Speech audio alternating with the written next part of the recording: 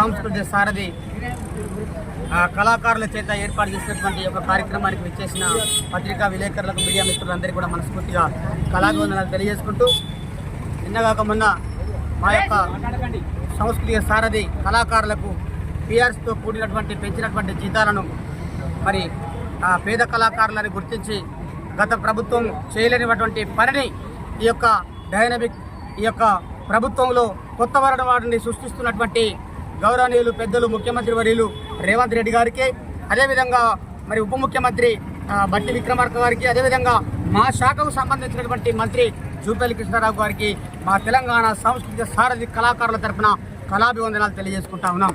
ఎందుకనంటే మా బతుకులలో ఎక్కడో అనగారిన బతుకులలో బడుగు బలహీన వర్గాలకు అంచున ఉన్నటువంటి మా కళాకారులను గుర్తించి మమ్మల్ని అందరినీ కూడా 583 మందికి ఉద్యోగ వృద్ధిని కల్పించి మమ్మల్ని అందరినీ ఆదుకున్నటువంటి ప్రభుత్వానికి మనస్ఫూర్తిగా కళాభివందనాలు తెలియజేసుకుంటా ఉన్నాం. గత ప్రభుత్వంలో మాకు పర్మనెంట్ చేయలేదు, గత ప్రభుత్వంలో కూడా పిఆర్సీ పెంచలేదు. ఈ అన్ని పిఆర్సీ పెంచకుండా పర్మనెంట్ చేయకున్నటువంటి అడ్డుపడినటువంటి వ్యక్తి ఎవరైతే ఉన్నారో అది రసమై బాలకిషన్. నిజంగా చెప్తున్నా, ఎందుకంటే రసమై బాలకిషన్ మా బడుగులల్లో మా బతుకులల్లో వెలుగులు నింపితే వీళ్ళు ఎక్కడ ఎదిగిపోతారో, ఎక్కడ ఏమైపోతారో అని చెప్పేసి విధంగా ఆయన కనుసన్నల్లో కళాకారులందరినీ కూడా అణిచిపెట్టడం జరిగింది. కాబట్టి ఆ వారధి లేకుండా ఆ సారథిలో ఉన్నటువంటి చైర్మన్ గా ఉండి కూడా మాకు అన్యాయం చేసినటువంటి వ్యక్తి రసమై బాలకిషన్. కేసీఆర్ కు దండం పెట్టాలి, ఎందుకంటే కేసీఆర్ మాకు ఉద్యోగాలు కల్పించండు. కానీ మొదలు పెట్టుకున్నామంటే మరి కళాకారులను గుర్తించి గత ప్రభుత్వం మరి 550 మందికి ఉద్యోగాలు ఇవ్వడం జరిగింది.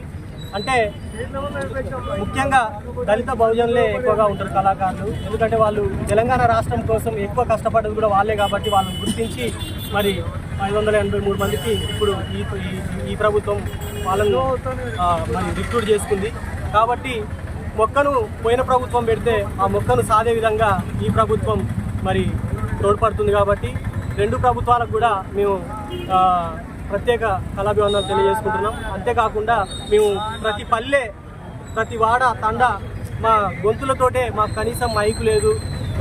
కాళ్ళ గజసప్పుడు కావచ్చు, వాళ్ళ గొంతు వాళ్ళు వినిపించే పాట కావచ్చు, మమ్మల్ని మాకు ఉత్తేజాన్ని కలిగించి అంటే ఉద్యమాన్ని ఇంకా ముందుకు తీసుకుపోయిన క్రమం లోపల మీరందరూ కూడా మరి ఇక్కడ చేరిన కళాకారులు ఇవాళ తెలంగాణ ప్రభుత్వం వచ్చేసింది, కొత్త ప్రభుత్వం వచ్చేసి ఈ ప్రభుత్వంలో కొద్దిగా గొప్ప న్యాయం జరుగుతుంది అనుకుంటే వాళ్ళకి ఇలా పిఆర్సీ ఇచ్చి వాళ్ళకి అంతులేని ఆనందాన్ని మరి వాళ్ళ యొక్క కళ్ళలో ఆనందం చూస్తున్న ఈ ప్రభుత్వానికి కృతజ్ఞతలు చేస్తూ మరి ఇక్కడ ఉన్న కళాకారులందరూ కూడా ధన్యవాదాలు, అభినందనలు తెలియజేస్తున్నాను. ముఖ్యంగా మరి గత 10 సంవత్సరాల కాలం లోపల ఈ యొక్క పాలకులు మరి ప్రజా విధ్వంసాన్ని, ప్రజల యొక్క అభివృద్ధిని లేకుండా చేస్తూ